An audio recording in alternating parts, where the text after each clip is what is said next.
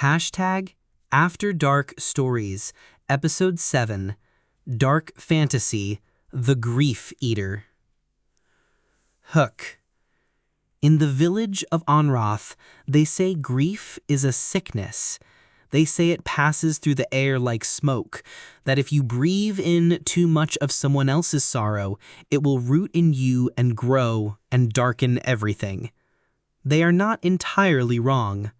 And so there is a woman, there has always been a woman, whose job is to eat it. The Right. Her name is Marin. She is somewhere between 50 and ancient, with hands that have held more dying people than she can number, and eyes that have long since stopped crying.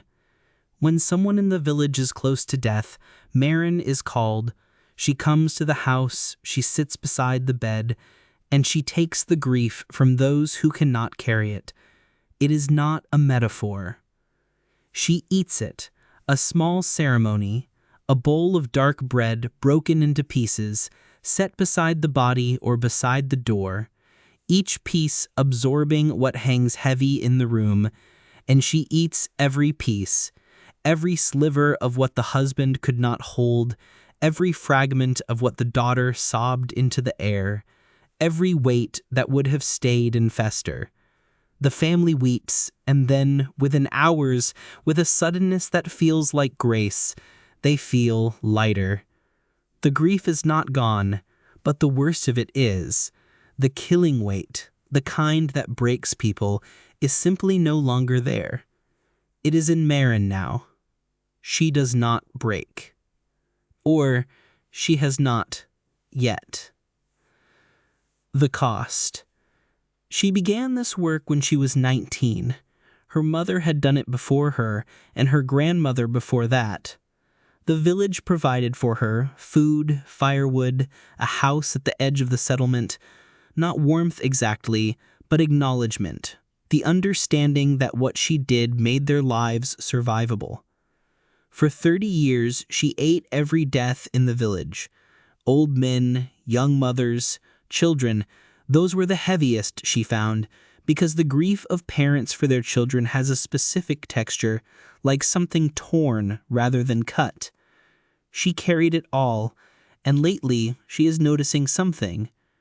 She is forgetting things. Not ordinary things. She can still name every household, every face, every road.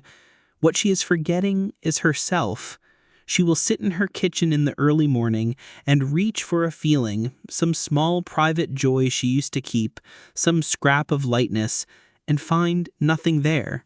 She will try to remember what she loved before she started this work and find only other people's losses stacked in the place where her own life used to be. She is full. She did not know that was possible. Her mother never mentioned it. The breaking point. Tonight they have called her again, a child, 7 years old. The parents are already broken before Marin arrives.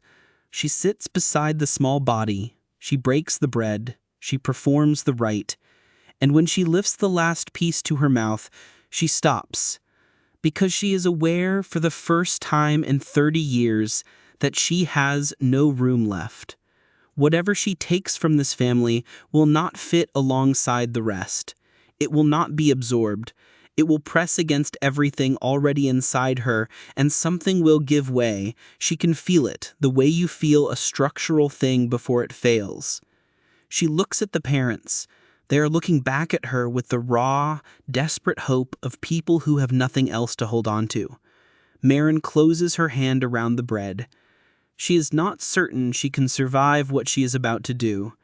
She is also not certain she can live with herself if she doesn't. She has not known until this moment that those two things were different. CTA. So I want to ask you something real. Is there a version of love that asks too much? Is there a point where giving everything, carrying everything, stops being noble and becomes something entirely different? Tell me what you think happens to Marin.